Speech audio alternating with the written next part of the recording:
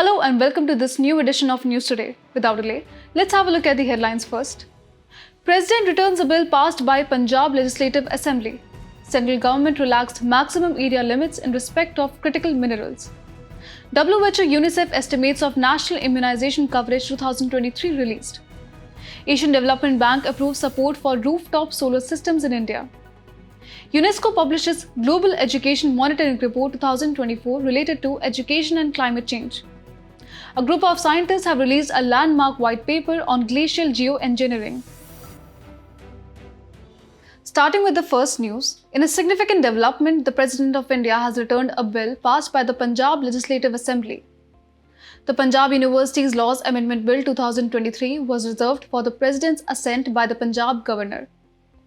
The bill proposed to replace the Governor with the Chief Minister as the Chancellor of State Universities. If we talk about the reservation of state bills for President's consideration, then the Article 200 of the Constitution outlines the Governor's power regarding bills passed by the state legislature. It provides that the Governor may reserve such a bill for the President's consideration. Enactment of a reserved bill then depends upon the President's assent or refusal of assent, and the Governor has no role in it. If the President directs the Governor to return the bill to the state legislature for reconsideration, the state legislature shall reconsider it within 6 months and present it again to the President. However, it is not obligatory for the President to give his assent to the reconsidered bill. Talking about other powers of the Governor on state bills, then once a bill is passed by the State Legislative Assembly, it is presented to Governor who is vested with 4 options, which includes the ability to grant assent, that is making the bill a law, withhold assent, that is effectively rejecting the bill, return the bill for reconsideration. In this, if Legislative Assembly passes the bill again with or without amendment, the Governor shall give his assent, and lastly, reserve the bill for the President's consideration. Wrapping up, let us also get to know about the Supreme Court judgments on Governor's legislative powers, which includes the State of Punjab case 2023, where it was decided that the Governor cannot veto the legislature by simply withholding assent to a bill. The Governor must return the bill to the Assembly on withholding assent. In the Shamsher Singh case 1974, it was ruled that the Governor does not exercise their discretionary powers while withholding assent or returning a bill to the state legislature. They are required to act as per the advice of the Council of Ministers. In conclusion, the return of the Punjab Universities Laws Amendment Bill 2023 underscores the checks and balances embedded within the Indian Constitution regarding the passage and enactment of state legislation. In our next news, in a significant move under the Mines and Minerals Development and Regulation Act or MMDRA of 1957, the central government has relaxed maximum area limits for 24 critical minerals. These minerals listed in Part D of the first schedule to the MMDRA are essential for economic development and national security. The area limit for prospecting licenses used for exploring and proving mineral deposits has been increased to 100 square kilometers. And the area limit for mining leases used for mineral extraction has been raised to 50 square kilometers. Critical minerals are those minerals which are essential for economic development and national security and whose lack of availability or their concentration in few geographical locations may lead to supply chain vulnerability and disruption. The MMDRA empowers the central government to auction mining leases and composite licenses for these 24 critical minerals, including cobalt, vanadium, beryllium, and tungsten. Recent government auctions have been conducted in states like Bihar, Chhattisgarh, Gujarat, Jharkhand, Odisha, Tamil Nadu, Uttar Pradesh, and Jammu and Kashmir. Critical minerals are vital for various sectors, including renewable energy, electric mobility, and national defense.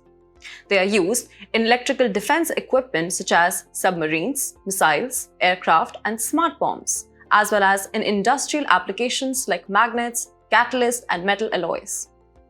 However, India faces challenges in this sector due to the China-led global supply chain, the concentration of these minerals in specific regions, and the country's dependency on imports.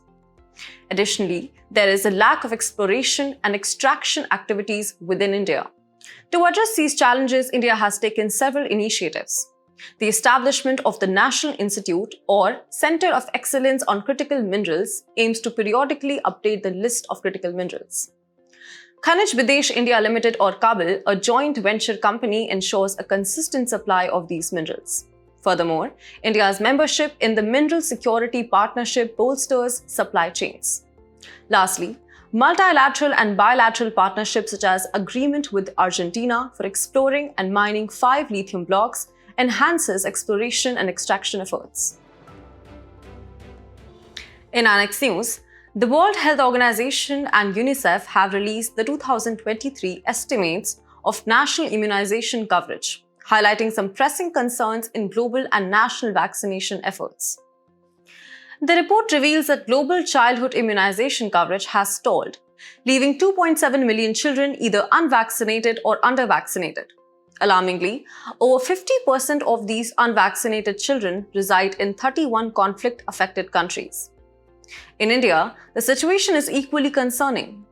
In 2023, 1.6 million children missed crucial vaccinations for diphtheria, pertussis, tetanus, and measles. Additionally, despite cervical cancer being the second highest cancer among women, accounting for 18% of females, India has yet to include the HPV vaccine in its national programs.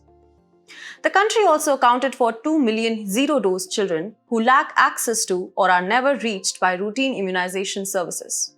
Now let's shift our focus to the status of immunization in India. India's Universal Immunization Program or UIP, operational since 1985, aims to address these gaps. Launched in 2014, Mission Indradhanush has been a special drive to vaccinate all unvaccinated and partially vaccinated children and pregnant women under UIP. So far, 5.46 crore children and 1.32 crore pregnant women have been vaccinated through this initiative. The intensified Mission Indradhanush 5.0 2023 is a catch-up vaccination campaign targeting children up to 5 years of age and pregnant women left out of previous campaigns. It covers 12 diseases, including diphtheria, whooping cough, tetanus, polio, tuberculosis, measles, hepatitis B, pertussis, meningitis, pneumonia, Japanese encephalitis, and measles rubella. Despite these efforts, India faces significant challenges in its immunization drive. Limited resources, including trained manpower and inadequate infrastructure for vaccine storage and logistics, hampers progress. The lack of responsibility with vaccination efforts restricted to those who visit health centers without active follow-up and limited accountability further exacerbate the problem. Additionally, the absence of centralized record systems and pressure to achieve vaccination targets create further obstacles. In summary, the 2023 report underscores the urgent need for enhanced global and national immunization efforts. Addressing the gaps in India's vaccination drive is crucial to safeguarding the health of millions of children and women across the country. In our next news, the Asian Development Bank has approved support for rooftop solar systems in India, focusing on the multi-tranche financing facility Solar Rooftop Investment Program. This financing will be sourced from ADB's Clean Technology Fund and its ordinary capital resources. The loans will be made available through the State Bank of India and the National Bank for Agriculture and Rural Development or NABARD. Now let's look at the current status of rooftop solar power in India. As of December 2023, India's installed rooftop solar capacity stands at approximately 11.08 gigawatts with only 2.7 gigawatts in the residential sector. Gujarat leads the way with 2.8 gigawatts, followed by Maharashtra with 1.7 gigawatts. There is immense potential here. According to the Council on Energy, Environment and Water, over 25 crore households across India could potentially deploy up to 637 gigawatts of rooftop solar power. The significance of these rooftop solar schemes cannot be overstated. First, they help reduce the technical and operational burden on the power supply system by generating electricity close to where it is consumed, thus minimizing long-distance power supply and system losses. Additionally, they are crucial for meeting India's Panchamrit targets, particularly the aim to fulfill 50% of its energy needs from renewable sources by 2030. With the International Energy Agency's World Energy Outlook predicting that India will witness the largest energy demand growth over the next 30 years, energy security through these initiatives becomes even more critical. There are several rooftop-related schemes in India designed to boost this sector. The PM Surya Ghar Muft Bijli Yojana is a central scheme aimed at providing free electricity to 1 crore households that opt for rooftop solar units. Similarly, the Pradhan Mantri Suryodaya Yojana targets the installation of rooftop solar systems on 1 crore houses, ensuring electricity for low and middle income individuals. Another significant initiative is Grid Connected Rooftop Solar Program, which aims to achieve a cumulative installed capacity of 40,000 megawatt from grid-connected rooftop solar projects. In conclusion, ADB's support for rooftop solar systems in India is a significant step towards a greener, more sustainable future.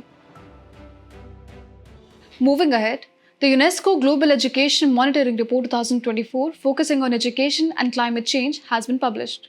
This report, mandated by UNESCO's Education 2030 Incheon Declaration and Framework for Action, monitors and reports on SDG 4, quality education, and its connection to other SDGs.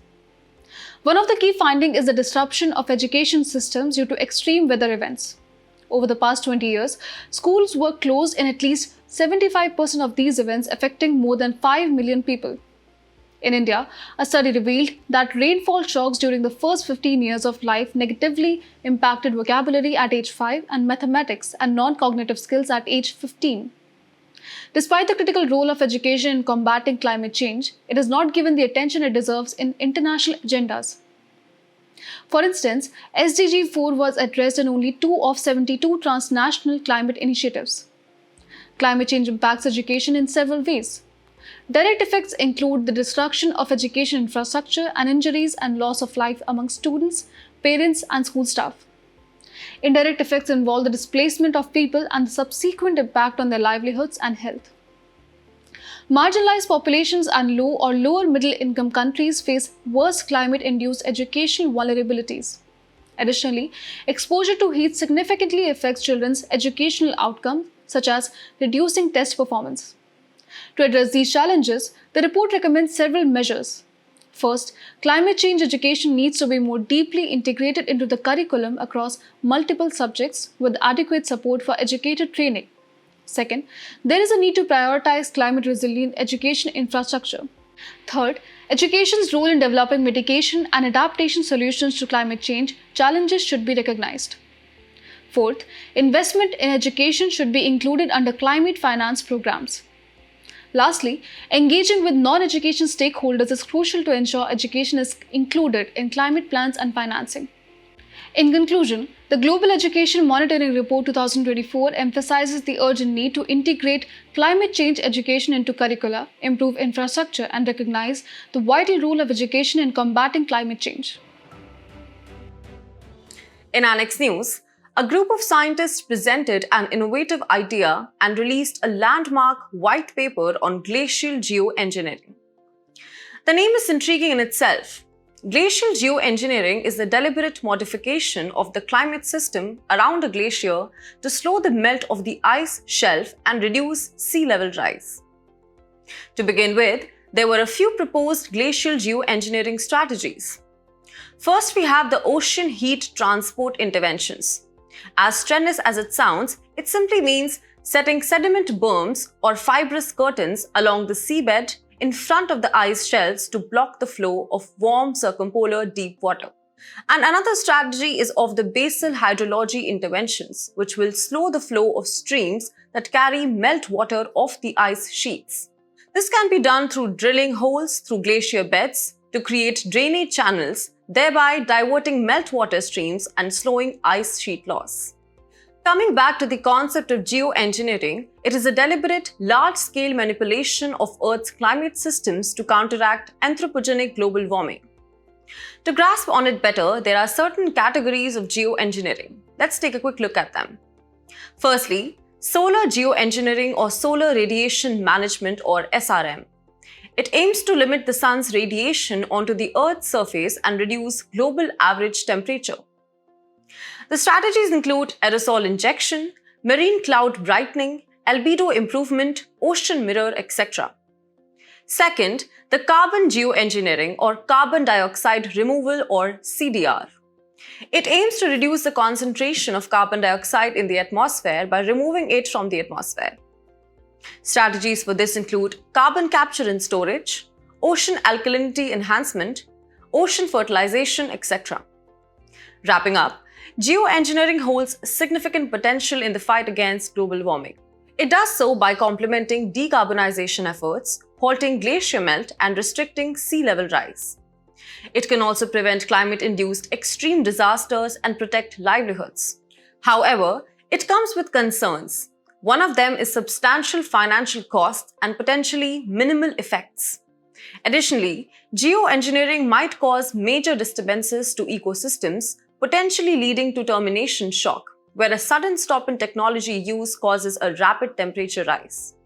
It could also trigger extreme events, acid rain, and altered precipitation patterns. The personality in news for today is Sant Gyaneshwar Maharaj. Annual pilgrimage of Sant Gyaneshwar Maharaj culminated on the auspicious day of Ashadhi Ekadashi. Every year, followers of Varkari sect focused on the worship of Lord Vithal starts a procession known as Vari from Dehu and Alandi and ends in Pandharpur on Ashadhi Ekadashi.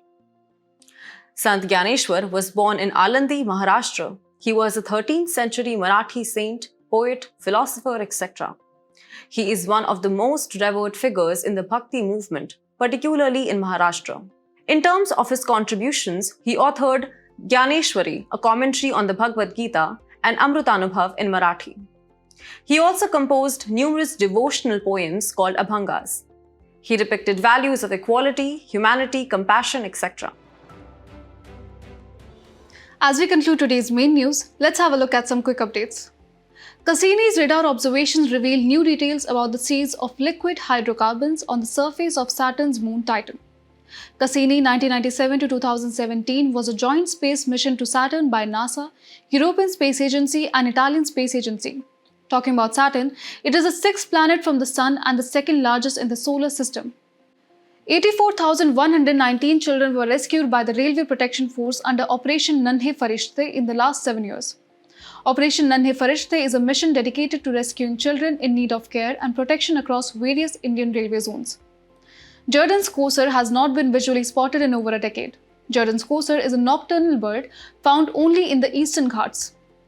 Paris Mayor took pre-Olympics dip to prove Seine clean ahead of 2024 Games. Seine is France's second longest river after the Loire.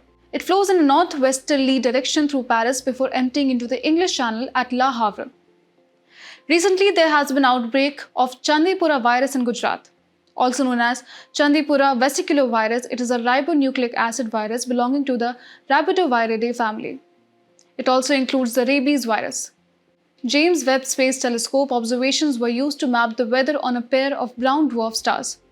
JWST is a large infrared telescope, result of an international collaboration among NASA, European Space Agency and Canadian Space Agency.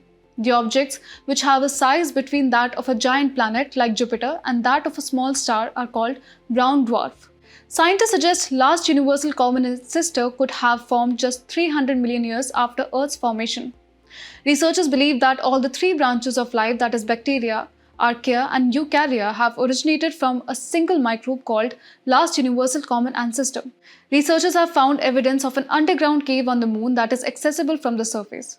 The cave was recorded at the Sea of Tranquility, a large, dark basaltic plain on lunar surface.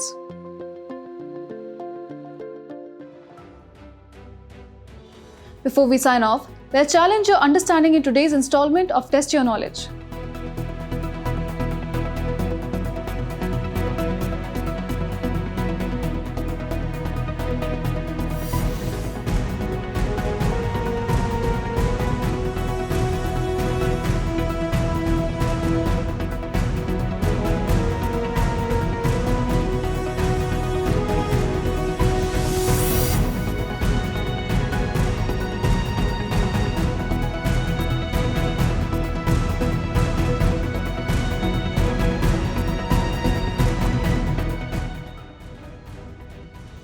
Thank you for joining us. We hope you found this episode of News Today engaging.